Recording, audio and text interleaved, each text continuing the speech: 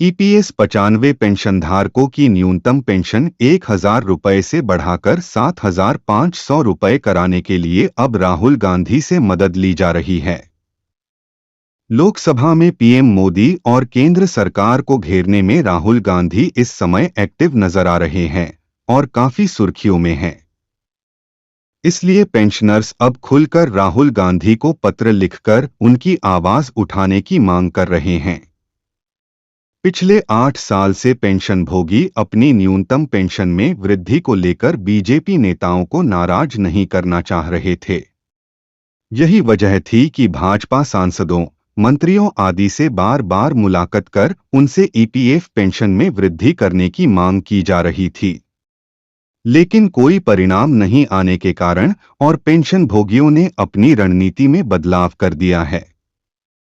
अब लोकसभा में विपक्ष के नेता राहुल गांधी को पत्र लिखकर 80 लाख पेंशन भोगियों की आवाज उठाने को कहा जा रहा है। ईपीएस 95 राष्ट्रीय संघर्ष समिति के पदाधिकारियों ने छत्तीसगढ़ कांग्रेस अध्यक्ष से मिलकर पूरा मामला बताया। प्रदेश अध्यक्ष दीपक बैज ने भी राहुल गांधी को पत्र लिखा है। इसी तरह उत्तर प्रदेश ईपीएस 95 संघर्ष समिति की तरफ से भी पत्र लिखा गया है। वहीं 31 जुलाई को हुए जंतर मंतर के आंदोलन में ईपीएस 95 पेंशनर्स की मांगों का समर्थन करने कांग्रेस के नेता भी पहुंचे। उन्होंने भी इस मामले को राहुल गांधी तक पहुंचाने का वादा किया था। अब जब यह मुद्दा कांग्रेस के राहुल गांधी तक पहुंच चुका है तो उन्होंने 10 अगस्त को डॉ आरसी खुटिया को एक पत्र लिखकर बताया है कि उनके द्वारा 80 लाख ईपीएस 95 पेंशनधारकों के मुद्दे पर जो कदम उठाए गए थे उनके बारे में उन्हें जानकारी है और उन्होंने इस मुद्दे पर ध्यान दिया है।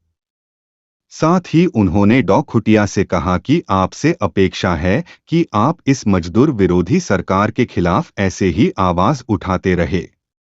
इस तरह से लोकसभा में नेता प्रतिपक्ष राहुल गांधी से अपील की गई है कि ईपीएस 95 पेंशनरों, ईपीएस 95 पेंशनर्स की न्यायोचित मांगों को मंजूर करवाने के लिए प्रयास करें। आपको बता दें कि ईपीएस 95 राष्ट्रीय संघर्ष समिति, EPS 95 national struggle committee (NAC) देश भर के 78 लाख पेंशनरों की अग्रणी संस्था है, जिसके देश के 27 राज्यों में पेंशनरों के कल्याण हेतु निरंतर कार्यक्रम चलते हैं।